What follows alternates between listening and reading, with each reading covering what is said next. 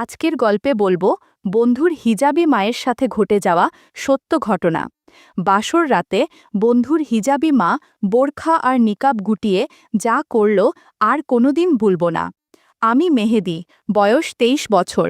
আমি একটি কলেজে পড়ছি, বিএসসি পদার্থবিজ্ঞান প্রথম বর্ষে। আমি আর আমার কিছু বন্ধু কলেজের পাশে মেস বানিয়ে থাকি। রকি, ফাহিম, শাকিল, শেহজাদ আমরা খুব কাছের বন্ধু। আমরা একসাথেই সবসময় সময় কাটাই। একদিন রুমে বসে সবাই আড্ডা দিচ্ছি, এমন সময় শাকিলের ফোন বেজে ওঠে।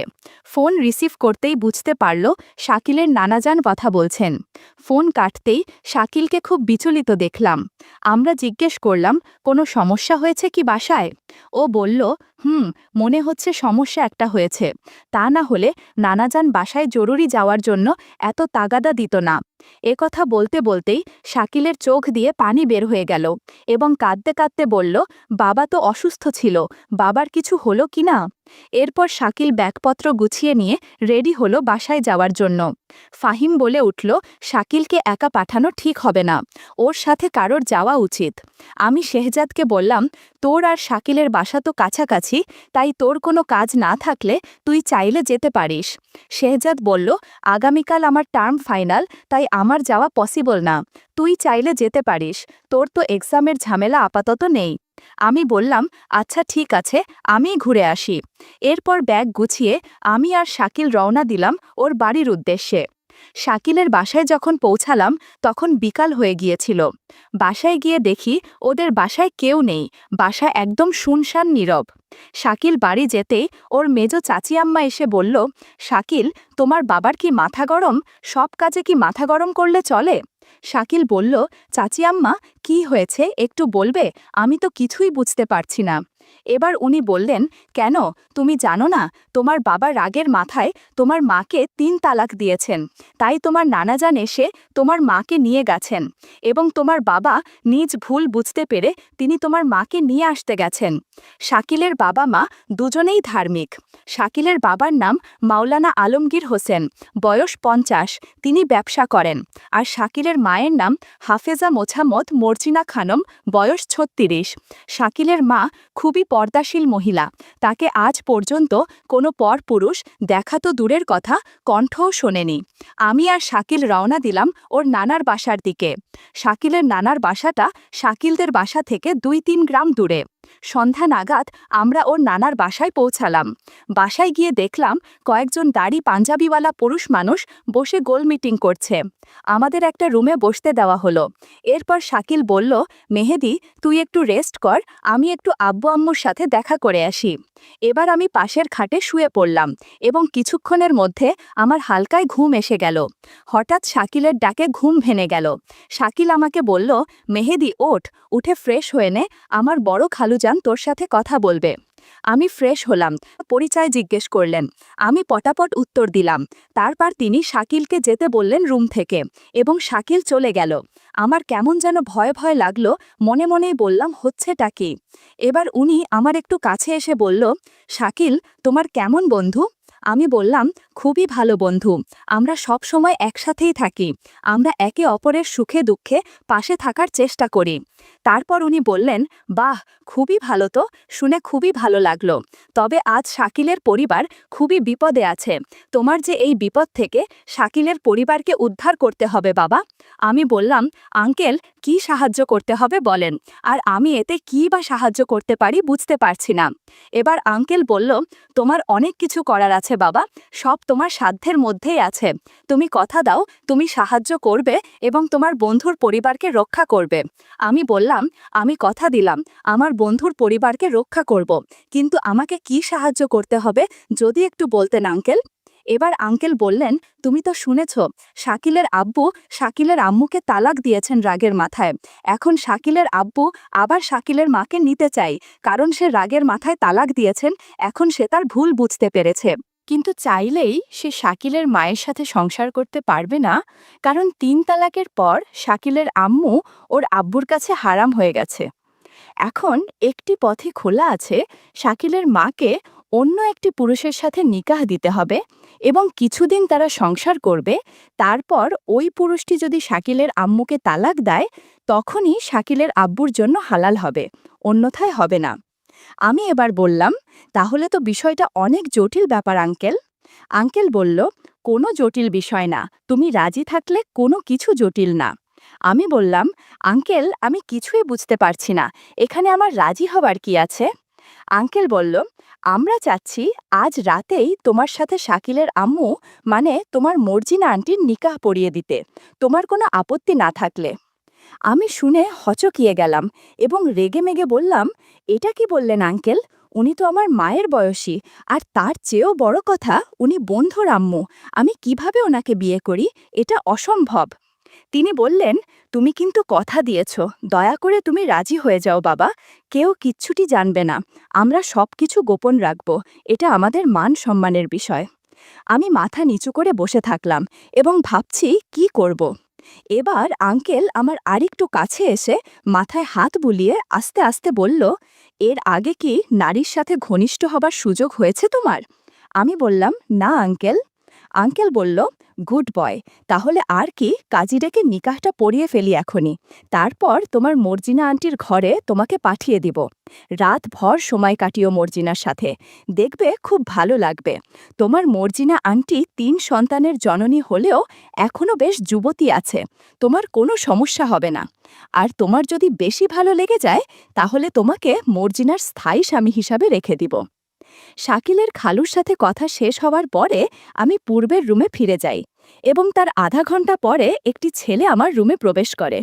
ছেলেটি শাকিলের খালাতো ভাই।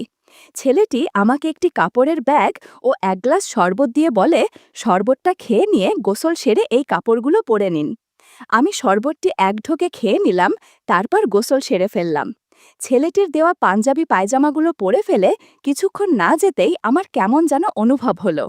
আমার জাদুর লাঠি কেমন যেন করছিল, তবে আমি বুঝতে পারলাম সবই ওই শরবতের কারসাজি। রাত ১১টা নাগাদ আমার রুমে ২-৩ জন লোক সহ কাজী সাহেব হাজির হলেন। ওই লোকগুলোর মধ্যে ওই খালুজান ছিলেন বিয়ের উকিল।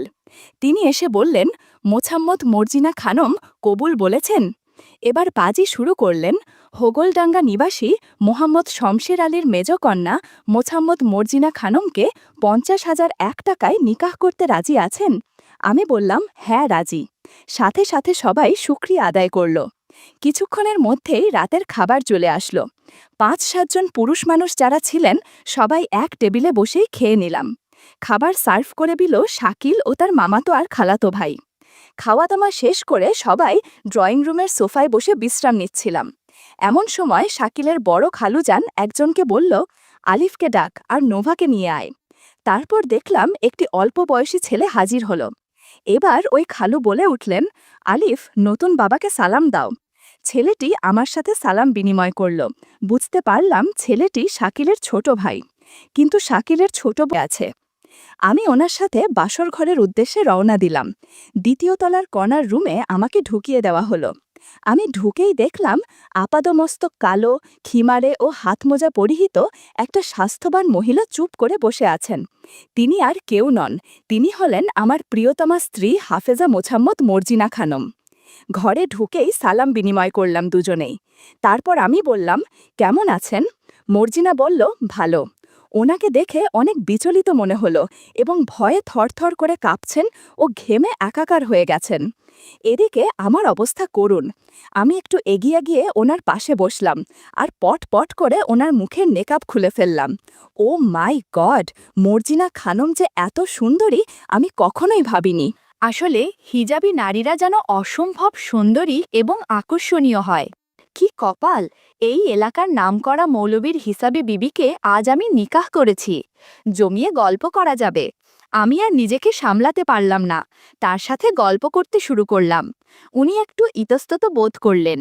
প্রায় ১০ মিনিট পর তার বোরখা হাতমোজা একপাশে রাখতে বললাম। এমন সময় মর্জিনা বলে উঠল, প্লিজ আজকে যা হয়েছে ততটুকুই থাক। আমি খুব আনইজি ফিল করছি, কারণ আমি আমার স্বামী ছাড়া কোনো পুরুষের পাশে থাকা তো দূরের কথা, কথাও বলিনি। আমি বললাম, দেখুন আপনার সাথে আমার নিকাহ হয়েছে, প্লিজ আপনি বিষয়টা একটু ভেবে দেখেন। এবার তিনি বিরক্তির সুরেন বললেন, আচ্ছা ঠিক আছে, তবে আগেই আমি বোরখা আর নেকাব একপাশে রেখেছি, এখন ম্যাক্সি আর পেটিকোট ছাড়া থাকতে পারবো না। আমার একটু আনইজি ফিল হচ্ছে। আসলে আমি অনেকদিন যাবৎ স্বামীর সাথে গল্প করি না। আর হ্যাঁ, নারকেল তেল ব্যবহার করবেন। আমি বললাম, আচ্ছা ঠিক আছে, আমি দেখছি। আমি রুমে নারকেল তেল বা ভ্যাসলিন খুঁজলাম, কিন্তু পেলাম না। তাই সরাসরি শাকিলের কাছে ফোন দিলাম, কারণ আমার মাথা ঠিক নেই আর তর সইছে, আমার মনে হচ্ছে পাগল হয়ে যাব। সাথে সাথেই শাকিল ফোন ধরল, বলল, দোস্ত বল কি খবর। আমি বললাম, বন্ধু তোমার রুমে কোনো নারকেল তেলের শিশি আছে? থাকলে একটু এই রুমে দিয়ে যা। শাকিল বলল, নারকেল তেলের শিশি দিয়ে কি হবে? আমি বললাম, একটু দরকার, প্লিজ একটু ম্যানেজ করে দে। ও বলল, আচ্ছা ঠিক আছে, আমি নিয়ে আসছি। আমি দরজার লক খুলে সামান্য ভেজিয়ে রাখলাম। মর্জিনা খানম দেখলাম শুয়ে আছে, আমার দিকে তাকাতে লজ্জা পাচ্ছে।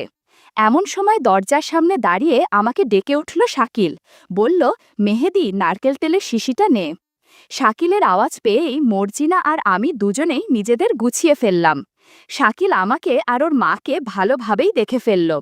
আমি দরজার কাছে গিয়ে ওর কাছ থেকে শিশিটা নিয়ে দরজা বন্ধ করে খিল দিলাম। মর্জিনা রাগের স্বরে বলল, আপনি কি পাগল হয়ে গেছেন? দরজা খোলা রেখেই শুরু করেছেন? আমি বললাম, সরি, এমনটি আর হবে না। এরপর মর্জিনার সাথে আবার গল্প করতে শুরু করলাম। জাদুর লাঠি দিয়ে অনেক জাদু দেখালাম, মাঝে মধ্যে নারকেল তেলে দিয়েও অনেক জাদু দেখিয়েছি। রাত 1টা অবধি অনেক আড্ডা দেওয়ার পর অনেক ক্লান্ত লাগছিল। হঠাৎ আমার ফোনটা বেজে উঠল। ফোনের স্ক্রিনে দেখলাম শেহজাদ ফোন করেছে। বিষয়টা বুঝলাম না, রাত 1টা বাজে, এখন শেহজাদ কেন ফোন দিচ্ছে? শেহজাদ কি কিছু জানতে পেরেছে? আমি বিছানা থেকে উঠে ফোনটা রিসিভ করে বেলকুনিতে চলে গেলাম। ফোনের ওপাশ থেকে শেহজাদ বলল, কিরে ফোন ধরিস না কোনো? বন্ধুর মায়ের সাথে এত গল্প করলে হবে? আমাদের কাছ থেকে মতামত তো নিতে হবে। আমি অবাক হয়ে বললাম, তোকে এসব কে বলল? তুই এগুলো জানলি কিভাবে? শেহজাদ বলল, শাকিল আমাকে সব বলেছে। আর তুই যে শাকিলের মায়ের সাথে যা করছিল, শাকিল সব কিছু জানালার ফুটো দিয়ে দেখেছে। কি বলিস এখন? কি হবে? শেহজাদ বলল, শোন, শাকিলের একটা আপত্তি রয়েছে, তুই যেন বিদেশি বেলুন ব্যবহার করিস, ও আমাকে বলতে বলেছে। আমি এবার খুব রেগে গেলাম আর শেহজাদকে বললাম, ওর কোনো কথা আমি রাখতে পারবো না। ওর পরিবার আমাকে ওর মায়ের সাথেই নিকাহ করিয়েছে, আমার যেভাবে যা ইচ্ছা তাই করব। এই বলে ফোন রেখে দিলাম। রাগের মাথায় মর্জিনা খানমের সাথে আরও ঘণ্টাখানেক লাগাতার গল্প করলাম, জাদু দেখালাম। মর্জিনা বলল, আপনি পারেনও বটে, এরকম হলে তো আমি হাঁটতে পারবো। কথাটা শুনে আমি আর কিছু করলাম না, ফ্রেশ হয়ে শুয়ে পড়লাম। এদিকে মর্জিনা খানম আস্তে আস্তে উঠে খুঁড়িয়ে ভালো ম্যাক্সি আর পেটিকোট নিয়ে বাথরুমে ঢুকলেন। এরপর ফ্রেশ হয়ে ঘুমিয়ে পড়লেন। ঘুম যখন ভাঙল তখন ঘড়িতে সকাল 9টা বাজে। দেখলাম রুমে আমি একাই, মর্জিনা খানমকে কোথাও পেলাম না। কিছুক্ষণ শুয়ে ফোন চপতে থাকলাম। এমন সময় শাকিলের খালাতো ভাই এসে বলল, এই যে নতুন খালু, সারা রাত তো আনন্দ করেছেন, এখন নিচে চলুন, নিচে গিয়ে নাস্তা করবেন, আপনার জন্য সবাই অপেক্ষা করছে, ফ্রেশ হয়ে নিচে আসুন। আমি ফ্রেশ হয়ে নিচে গেলাম। ডাইনিং টেবিলে দেখলাম শাকিলের নানা যান, বড় খালু যান, ছোট খালু যান, শাকিল আর শাকিলের ছোট ভাই আলিফ নাস্তা করছে। ওদের সাথে নাস্তা সেরে নিলাম। নাস্তা শেষে শাকিলের বড় খালুজান আমার ডাকলেন। তিনি আমাকে একটু কাছে টেনে বললেন, কি ভাইজান, কেমন লাগলো শাকিলের আম্মা? আমি বললাম, উনি অনেক ভালো। উনি বললেন, গত রাতে কিছু করেছ? আমি মাথা নিচ করে বললাম, হ্যাঁ। উনি বললেন, এজন্য সকালে পারভিন ডাক্তার এসেছিল। শোনো, বেশি ভালো লাগলে বলতে পারো, তাহলে মর্জিনার সাথে সংসার করার ব্যবস্থা করে দিব। আমি বললাম, কি বলেন, এটা কিভাবে সম্ভব? শাকিল বা শাকিলের বাবা মা ওরা তো কখনোই মানবে না। এবার উনি বললেন, শোনো, তুমি হয়তো জানো শাকিলের বাবার হার্টে 3টা রিং পরানো আছে, আবার সাথে টাইপ 2 ডায়াবেটিস। আলমগীর সাহেব 2 বছর যাবৎ মর্জিনার সাথে সময় কাটায় না। ওনাকে নিয়ে আমি অনেক ডাক্তার কবিরাজের কাছে গিয়েছি, কিন্তু তাতে কোনো ফলাফল আসেনি। এই নিয়ে শাকিলের বাবা মায়ের মধ্যে দাম্পত্য কলহ চলছে অনেক দিন ধরেই। শাকিলের আম্মাও অনেক দিন ধরে ধৈর্য ধরে আছেন। শাকিলের বাবা আলমগীর সাহেব ইন্তেকাল করলে তিনি আবার আবার নিকাহ করবেন। তাই বলছি, মর্জিনা খানমকে ভালো লাগলে বলো, আমরা শাকিলের বাবাকে একটু বোঝাই। উনি রাজি থাকলে তোমার আর শাকিলের আম্মাকে তালাক দেওয়ার ঝামেলা করা লাগবে না। শাকিলের আম্মাজানের সাথে সংসার শুরু করো, ভালো লাগবে। শাকিলের খালিজানের সাথে কথা শেষে আমি ওপরের রুমে যেতে থাকলাম। রুমে গিয়ে দেখলাম মর্জিনা খানম ও তার ছোট মেয়ে নোভা শুয়ে আছে। সারা দিন কিভাবে যেন কেটে গেল। রাত নামতেই আবারও মর্জিনা খানমের সাথে গল্প শুরু করলাম। জাম্বুরা খেলাম, অনেক আড্ডা দিলাম। এতক্ষণে মর্জিনা খানম আমার সাথে বেশ ফ্রি হয়ে গেছে। কোনো কিছু করতে গেলে আর বাধা দেয় না। রাত তখন 3:22। আমি তখন চতুর্থবারের মতো কাজ করছি। এমন সময় বাইরে হইচই শুরু হলো। আমি কোনো রকমে নিজেকে গুছিয়ে বাইরে চলে আসলাম। আমার পিছু পিছু মর্জিনাও আসতে লাগলো। নিচে এসে শুনি শাকিলের বাবা স্ট্রোক করেছে। শাকিলের চাচা ফোন দিয়েছিল কিছুক্ষণ আগেই। ওর বাবাকে হাসপাতালে নিয়ে যাওয়া হচ্ছে। শাকিলের মা সহ সবাই কান্নাকাটি করা শুরু করলো। কিছুক্ষণ পরে শাকিলের খালুজানের ফোনে একটা ফোন আসলো। শাকিলের খালু ফোন ধরতেই ওপাশ থেকে একজনের কথা শুনতে পেলেন এবং তার কথা শুনে ওনার মুখ ফ্যাকাশে হয়ে গেল। উনি মাথা নিচু করে বললেন, শাকিলের বাবা ইন্তেকাল করেছেন। সারা বাড়িতে শোক নেমে এলো। দেখতে দেখতে 1 বছর কেটে গেল। মর্জিনা খানম আর আমার একটা ফুটফুটে ছেলে সন্তান হলো, দেখতে একদম আমার মতোই। এই কথা শুনে অভিমানে দেশ ছেড়ে অস্ট্রেলিয়া গমন করেছে শাকিল 6 মাস হলো। আর থাকবেই বা কি করে এখানে। আমি এদিকে দিন রাত মর্জিনা খানমের সাথে সময় কাটাচ্ছি। মর্জিনা খানম এখন আমাকে ওগো শুনছো বলেই ডাকে।